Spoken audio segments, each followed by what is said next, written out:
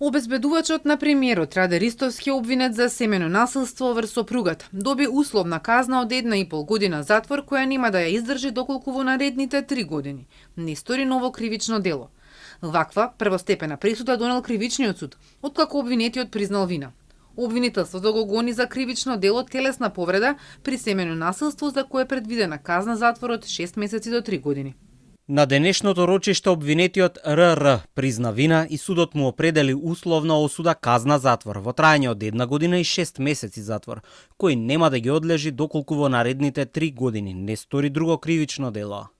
Според обвинителниот предлог, покараница во нивниот семеен дом, обезбедувачот физички ја нападнал сопругата, ја удирал по лицето и главата пред нивната малолетна ќерка, пошто ја фатил за вратот и започнал да ја дави.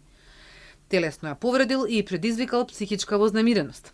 Жртвата успеала да се засолни во тоалетот, а подоцна, додека со детето се обидувала да го напушти домот, обвинетиот и го одзел и оштетил нејзиниот мобилен телефон.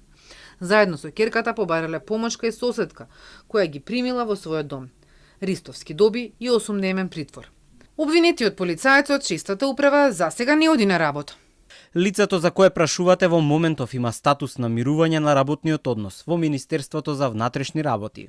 Откако беше објавен случајот, премиерот Мицкоски рече дека обезбедувачот бил припадник на претходницата, а неговата сопруга ќерка на негов колега од факултет.